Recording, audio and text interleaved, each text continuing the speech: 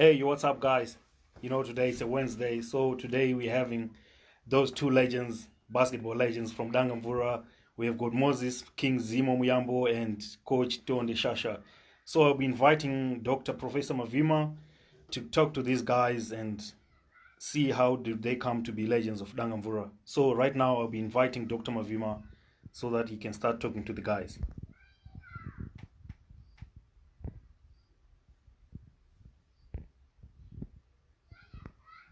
Dr. Mavima, we're waiting for you, bro. I can't see you.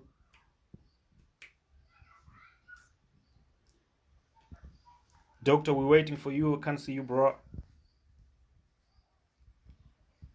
Okay, I can see Doctor is now here, so I'm able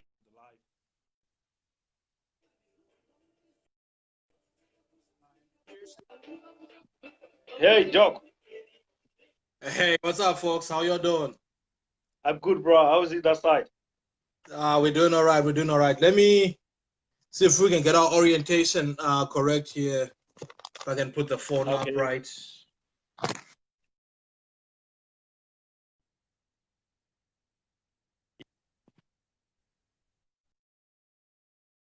I'm good, bro. You straight? Yeah, it's now spread.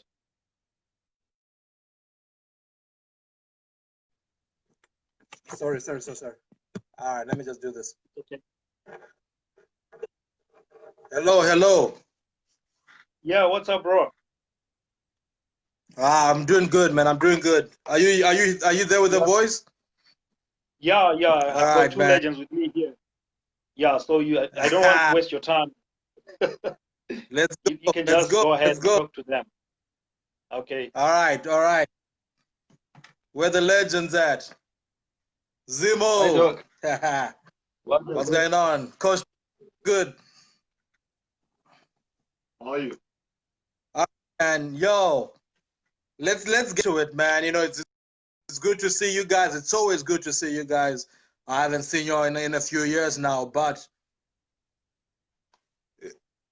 you know, let's get right to the issue here.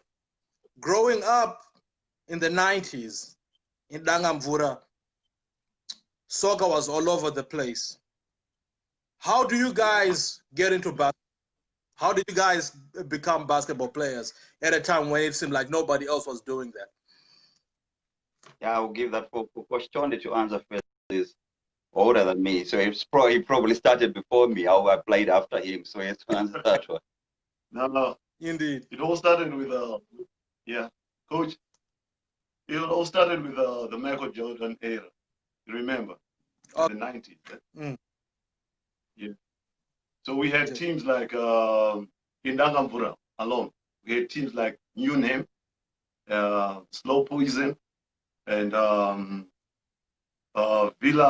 Dweller. Those are the teams that we had Wow. in Dangamvura in the 90s. Yeah.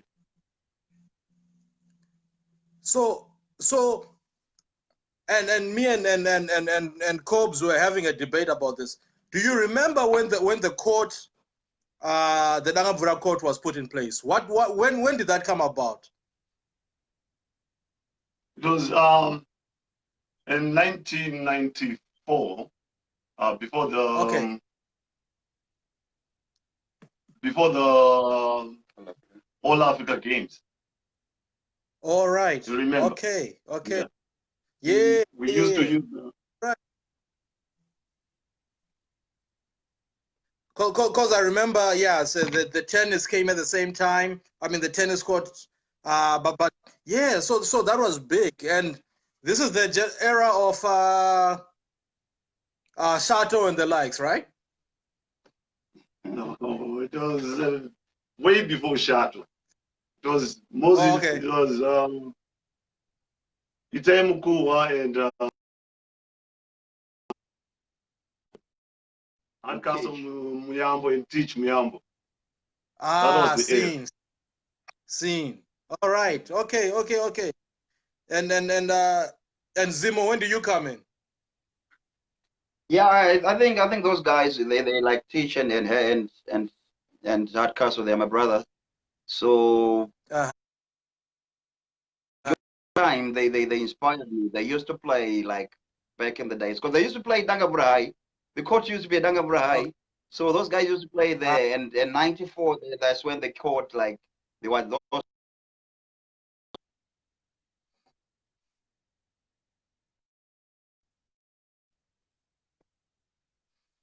I just grew interest into the sport. But I also played soccer then. But yeah, Okay. I would go and play basketball as well. Okay. And that's a theme that I want to touch on as well. The more we talk about this, Zimo, storied career. You've played for Mercenaries, who are the national champions right now. At what point do you, and you can maybe put some history here, and Coach Tonde, you can help us with this too. Is that something that we have other people who had played it at that level before you did from our community? And how did you become either the first one or one of them to do that? What was the difference there? How did you make it that far? Because that's pretty incredible.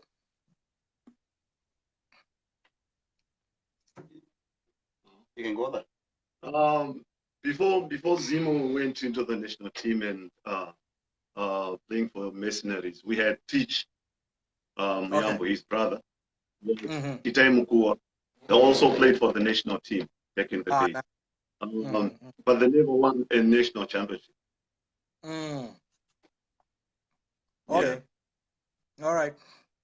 So this, and this is, I think this is one of the reasons why we're doing these interviews, right? These stories are not told enough. You know, nobody talks about the fact that 90s we had Dangamvura boys in the national team. You know, so these are stories that I think need to be documented in the way that we are doing this.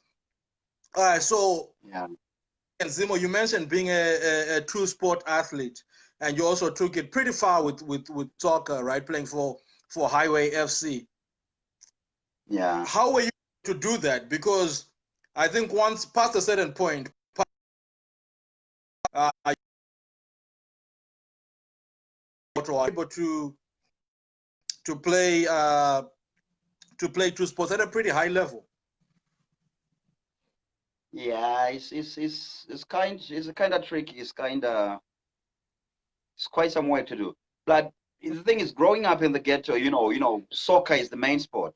So Absolutely. you know, you can play other sports are a bit difficult and hard to get into, but soccer is always the dominant sport. It's always the key sport. So growing up as a kid, I played soccer and soccer in primary, like at Sheni. We never used to have basketball at Sheni. So the first sport, and you play basketball as a side sport or as a second sport. So, but you get to gain, like, you know, the skills and all that later as you grow up. So yeah, I used to manage playing both sports at one time because we would play different times. So yeah, it wasn't much of a challenge, but yeah, it was all right. It was all right. But what about when you got professional? You know, because at school it makes sense, but I'm saying when you get to playing professionally, you know, different seasons or what are you even at? Yeah,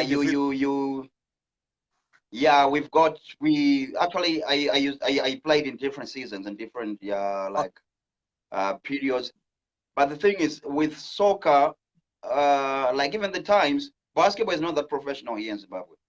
It's not, it was professional. So we played as a semi-pro sport. So it's not really much hard work. 24/7. You probably practice 2 or 3 days a week. Like the big clubs, that's what they do. The big clubs will play in the national champions. So you have that ample time to do other sport, and probably you practice for soccer, then the next day you go for basketball. If it's a you know, you play different seasons. I played in different seasons. Indeed. Okay. Coach Tonde, this is the to establish some of the history here. Because when I came home in the past few years when I've been home, I was very surprised to see the basketball court filled with people, right? And sometimes there was nobody on the soccer field, which when I was growing up, I could have never imagined that happening. When do you start to see this where, you could even argue that Dangamvura Knights is I think Dangamvura United at this point is following in the steps of Dangamvura Knights in terms of prominence within the community. When sometimes in the 2000s, right?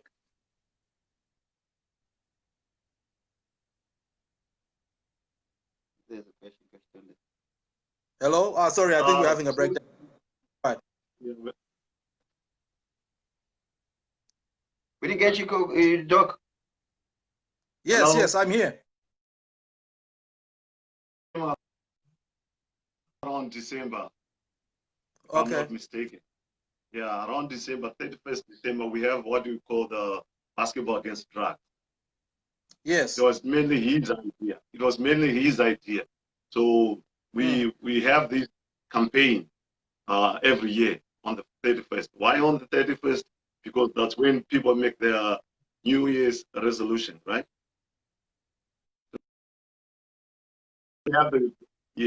So we are trying to have the youngsters have a New Year's resolution so that they can go into the next year being not doing drugs, staying clean. So that's why you saw a lot of people on the basketball court on 31st. Okay. But other than that, it's been dominating. Other than that, it's been dominating as well. Now, like you're saying, most people are going to basketball these times. Yeah, we've got good youngsters coming to the course. Yeah, pretty too many people are going for basketball. I don't know. It's a bit. Maybe it's the standards. Maybe our pitch, our stuff like that. Maybe it also contributes to that. Other than that, if it wasn't for Dangamvura United, we wouldn't be at what do you call it, at Baito. So basketball has now become. It's been long now. It's been long. It's become now. It's now like a. It's a continuity. It's going each and every time. We're having too many people coming for basketball. Too many people coming for basketball. Indeed, absolutely, and that's the point I was making as well. Because I think Coach Tonde makes a good point.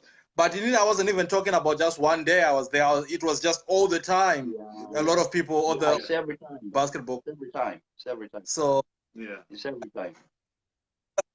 But I want to touch on, I think Coach Tonde introduced basketball. And let me see. I want to make sure that we are looking through the comments as well. Sani Mufute says, I'm enjoying the interview. The likes of Coach Tonde, them play per bite when I was still in school. So, and folks who are watching, if you have any questions, please throw them in the comments and we'll make sure to ask our legends here. So basketball against drugs. You spoke a little bit about how it came about, but what was happening in the community where you felt like this needed to happen? What was starting to happen in the community that made you feel like, okay, we must do something here? Well, we especially drugs, because the numbers we used to have then, it was like depreciating. It was depreciating, but since after that, our numbers for the kids coming to the course, they've risen. But it was mainly that people were taking too much drugs. I think that's when the era. I'm not sure where those, what do you call them, those Broncleys and stuff. They were on the point when people were taking those drugs. So it was something that was the theme we came with, because it was 2015 when I came from Europe. I'd gone for the International African Cup, African Club Champion, African, what do you call it, the Afro Basket, 2015. So after that, that's when I came in. Yeah, that was in 2015. Because 2015 August, that's when I came from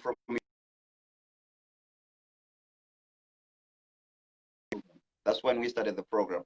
Because I had to come with something for the kids, but then we had to run with that theme because that was the main thing that was killing basketball at that time. Yeah. And the support from the parents. Go ahead, Coach Tonde. I'm saying the support from the parents is just enormous. It's too big.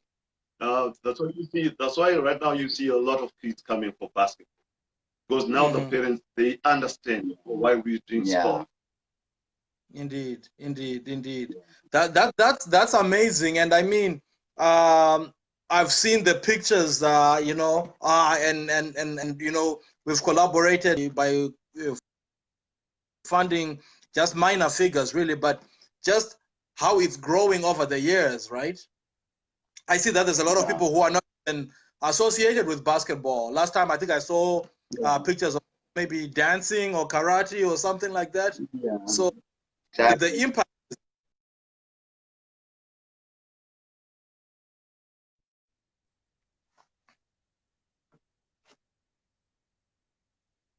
I was asking how you feel about how it's going. No, the impact is big. It's just amazing how people like that event. We have tried to use for this year, like getting into this year, the previous one, we had volleyball as well. We had people playing volleyball. We had some volleyball games at the same time. So the support is just too much. We just need probably more time to like call each and every sport to come in. But after that, I had a lot of guys from athletics, the chief guys, the top guys from athletics, top guys from rugby. Everyone was calling me. Even those who do what they call it traditional in arts and culture. Those guys, they call. We need to be there when you guys are doing your thing. But then I think the limit will be time. Wow.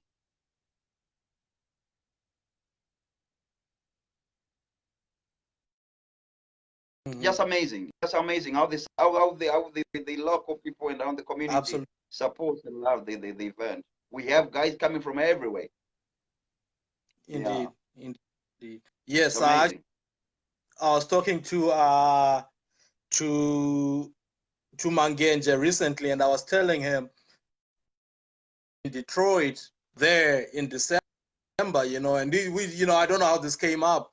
And it was just nice to hear. It's like, I was in Mutare, and my old friend from Hudson took me to this event in Dangamvura. So that's the impact. It's kind of even going beyond. And here, Joe Musu comments and says is the biggest basketball event in Manicaland. Wow. So let me ask you this. Let me ask you this, because this happens every New Year's Eve, and Coach Tonde was explaining it's because that's when people are setting their resolutions. But a year is a long time, right? So what else is happening in the community, maybe with your lead or other groups where, because if you know about, it's going to take more than just once a year for you to quit or to totally stay away. So how else are we reaching these kids throughout the year when this is not happening? We have what we call the Ghetto Basketball League. Okay. So we have teams from in Dangamvura. We have different neighborhoods. So people go to their neighborhoods. If you're playing for Mercenaries or Dangamvura Knights, it doesn't matter. You go to your hood, you play for your team from your hood. So we have right now we have 4 teams. We have Kings, we have Hawks, we have DC, and we also have the Villa. Those are the 4 teams that we have. Okay. And we also have programs for youngsters. We have camps for youngsters of age 15 going to about 10 years old. We have camps for during the holidays.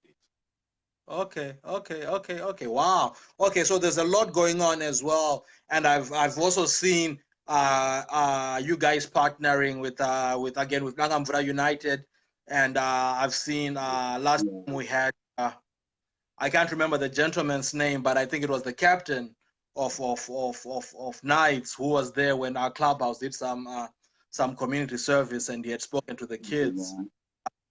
So we really appreciated that. Blessing Vunzaobaya chimes in and says, "Gents, hope all is well. Great initiative to engage through your unselfish acts of raising awareness and our generation of leaders." So shout out to Bledzer, who's also a legend, in the tennis, and we'll be talking to him. So let me ask you this, and I think this is a very important question. 80, we are getting older. There's no two ways about it. And it's a time where most people are moving on to Mamwe Majet, so to speak, right? And this is the point when people typically divorce themselves from the community.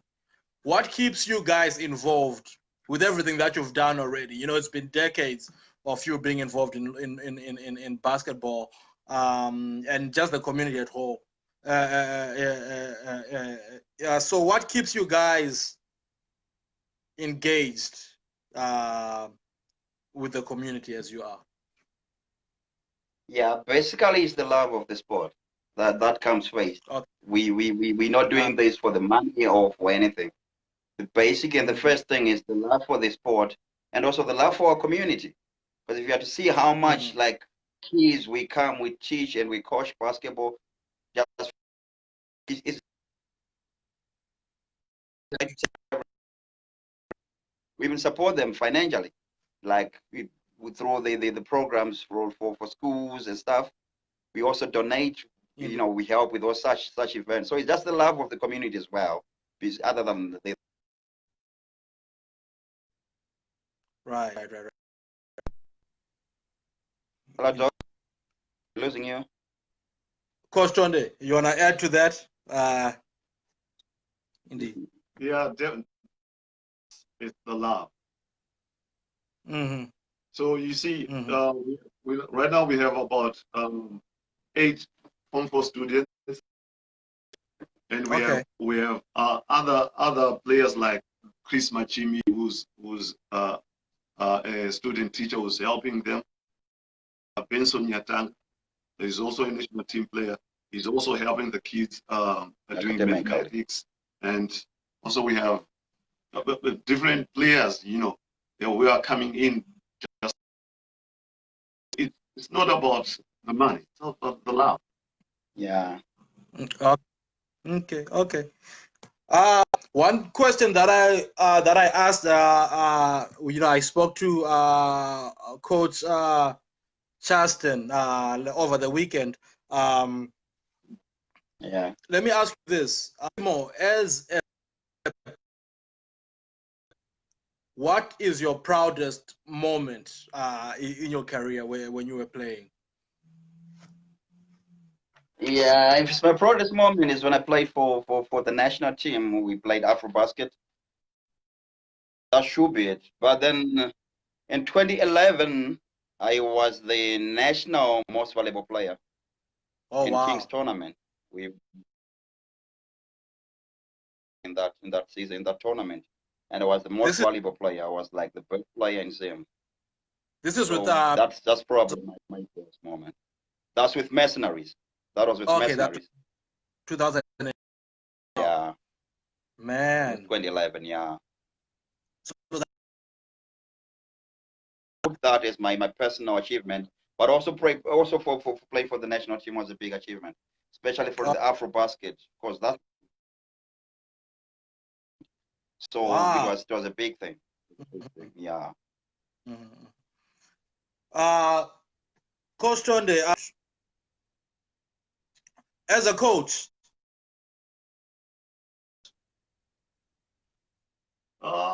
When we won the college games when I was coaching Africa University.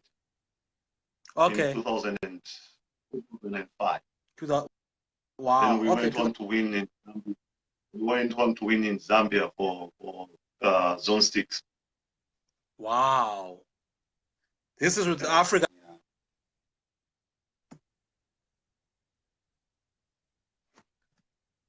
Yeah. Hello? Yes. Hello? Okay, Africa. Okay. So, let me ask this as a follow-up then before we talk about a couple of other things. It seems that based on both things you're talking about, and making it to Afro basket and history you're giving me, I am surprised that Zimbabwe is not one of the better nations on the continent as it comes to basketball. Because I don't know. In my opinion, it seems that we're pretty good, man. I don't know, but I don't know much about basketball in that detail. What do you think is getting in the way of us taking to the next level? Like I see countries like Angola and Senegal, they're really like banging. They're starting to do their thing. What are we lacking? Why are we not there? I think I should have to answer this one. He's the vice president of Zimbabwe basketball, so I think he's supposed to answer that one. He's the vice president of Zimbabwe Basketball Association. Coach Tonde is the vice president of Zimbabwe. Vice president of BAS, yes, in Zimbabwe. Get out of here. Why did we not talk about talking of that one? He's the man. And this goes, he's the man. And this goes out to Cobbs as well, because I told Cobbs last night, I'm like, Cobbs, let me know every single thing that's relevant before I go in. He doesn't even mention that. Yeah. Let me see. Yeah. All he told me was he played with Teach Muyambo. I'm like, bro, that's what he told me about Coach Tonde. You don't do okay. Okay, yeah, so Coach Tonde, take it out.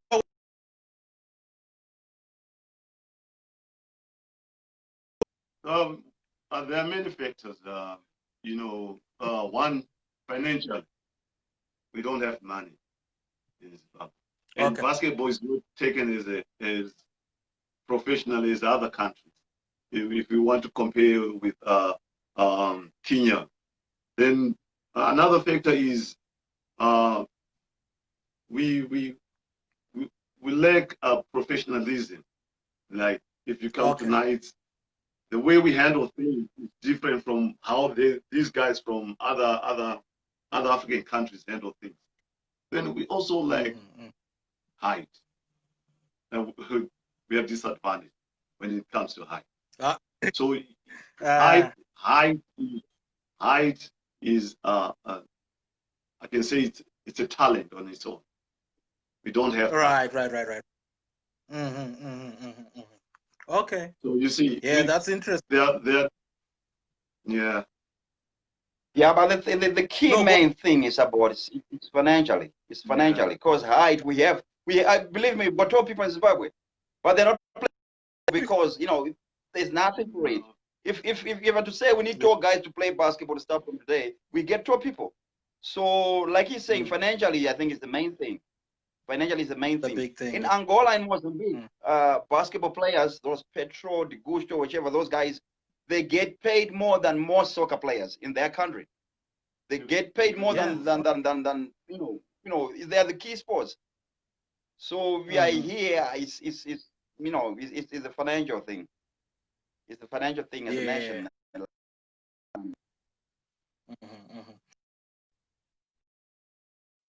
And let me put you on the spot then, because this is something I wanted to ask anyway. I was going to ask it anyway, but now that I hear that you are the man, the vice president, there was a scandal last year about how Norman Nickel and players were in the national team. And we have a man in the upper echelons of basketball. How does that happen? No, the thing is financial. The guys had to travel to Harare using own money. Yeah. And they had no place to sleep,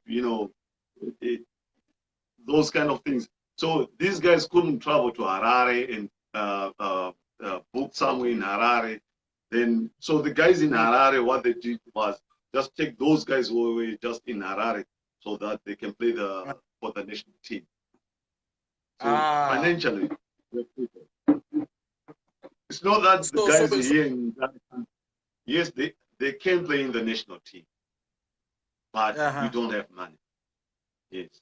Yeah, I mean, like you're saying, you know, and so it goes back to the point you were both mentioning earlier about the finances, because if I understand correctly, I think at the time mercenaries were the champions, right? So how do you not have players from the biggest, best team in the country in the national team? And that sounds like it would be a very big disadvantage to the national team as a whole, not just to the players, right? So that's unfortunate. And I think this leads into this question that Cobbs had actually asked here. But let me get to a few comments before we proceed. Kudzai Msimga says, big up Mozi and the rest of the team. He says he's your former classmate. Awesome stuff. Shouting you out from Namibia. We also have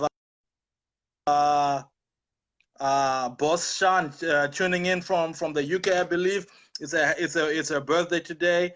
Happy birthday to really to the first lady of Dangamvura right up now. Indeed. Okay, so having said all that, this is a question that Cobbs had asked, and I think we can even finish from this unless we get some other comments in the questions in the comment section. What can we do to help? And I want to ask in two layers. What can we do to help, or maybe three layers? One, folks who are going to want to help the Dangamvura basketball community in general. That's one. Folks are going to want to help with basketball against drugs. That's two. And the third thing is you were talking about some of the financial difficulties we face, and I'm really looking out for Manicaland basketball here. You know, if you have any ideas on those three things, what are the ways? What help do you think we can give to the community? How can we help? The first thing I think Dangamvura on its own is growing big. I think you were here last year. Dangamvura has grown big, and we only have one basketball court in the community. We need at least 4 or 5 more basketball courts. Then basketball balls and shoes. These kids don't even have shoes. They play barefooted in the hard courts. So those are some of the things that those are some of the things that we need to that should be looked into. Okay. So courts, balls, shoes. Okay, so resources in general. Okay, what about for basketball against drugs?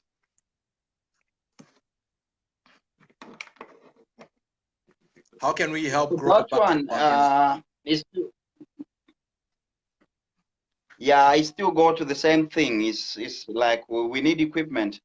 We need equipment. Like for that one, we need like uniform. We need kits, because we invite a lot of clubs and a lot of people coming into play. So we need kits specific for that event. We need people to be having well dressed for that event. We need to pay for the PA systems. We need to pay for our guests. We need to cover for a lot of stuff. We are supposed to be paying. Yeah, we need to hire the tents and a lot of stuff. So those are the main things. Those are the key things we normally do want. Yeah, even transport for some teams coming in, because we play against other teams. So we also need to cover transport. Like the last time we played against the girls from Rusape came. We had a Rusape Select playing against Dangamvura Select. So we need to cover for those for all those their transport, and Those are the girls who played in the tournament. So we even the youngsters, Rusapi select under 17, they played against Dangamvura Knights. So we need to be covering them to come to our event. Yeah. Okay. Indeed, and Jom Sukuma chimes in and says transport as well. Then it says they walk from town to the match venue. Is that true? Yeah. Sometimes. Yeah. Tamuka Moyo here says we need all-weather basketball courts as well. So so those are some of the things that folks I've also noticed that we may need. Okay, so we spoke a lot about the. Go ahead. Hello, Zimo, you were saying? We're losing you. I'm saying, hey, Tamuka. Yeah, you can see Tamuka there. All right. Squad, indeed. Yeah, he's my brother. Hey, and shout out to some of my people as well from the US watching. I got my sister, my actual sister, Nyasha, just tuned in. My man, Alan, is here too. So again, you're getting a lot of, I think my man, Plot, Marco is checking this out as well. Shout out to Plot.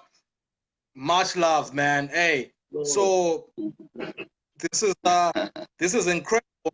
And you know, the other good thing about what we are doing right now is this is now the video I can take, or other people in the comments may take and say, we heard it from the horse's mouth that this is what they need. So hopefully we are able to grow something just based off of this.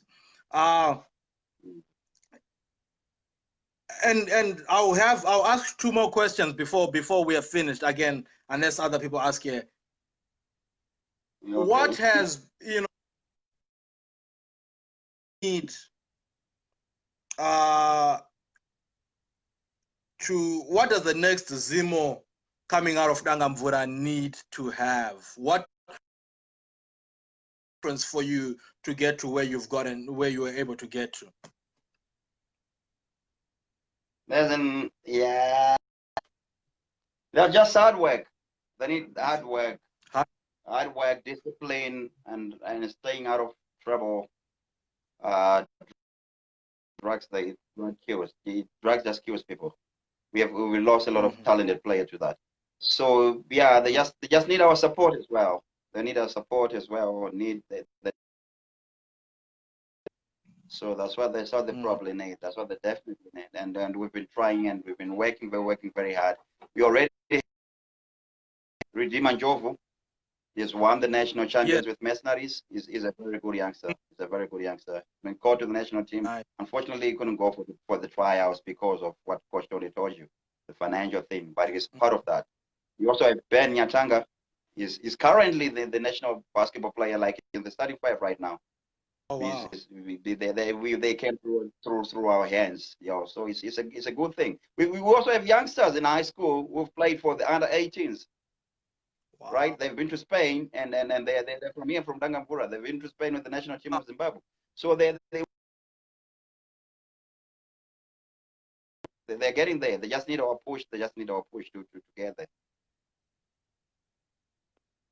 Indeed. All right. And I don't know if Coach Tonde, if you have anything to add to what KingZimi just said.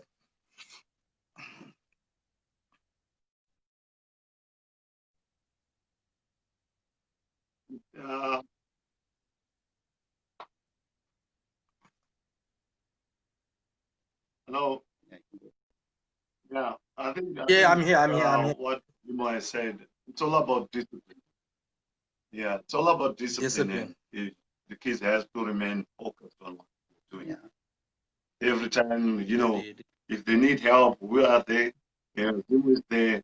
Then, they grow. So they can make another Zimo after them. Yeah. And definitely you doing what you're doing. Yeah, guys like you, because the next thing they also need to be on the platform. They also need to be talking and doing this. So it's about dedication, a lot of hard work and dedication. Absolutely. Hey, Sean Cobbs, if you're hearing this,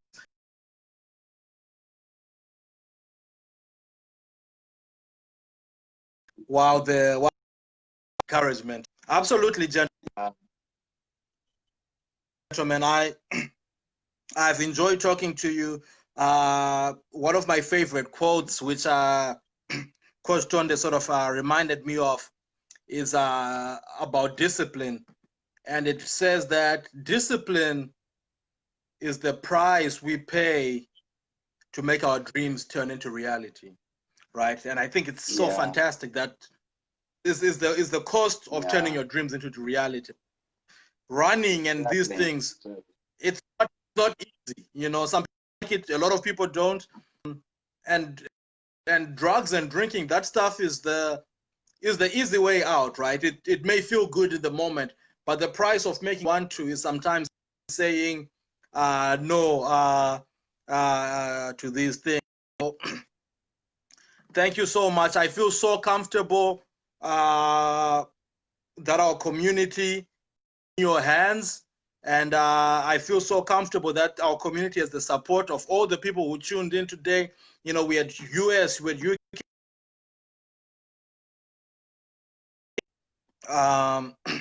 and you know, we have the like of Cobbs, who's based in China, who's at home right now. We are, you know, I think we're in a very good place, and thank you so much, legends, for taking your time out of time out of your day to talk to me today. You're welcome. You're welcome. Indeed. Thank you. Thanks, Doc. All right. No, it's all good. I wish you well, and we'll talk again soon. All right. Shingi out.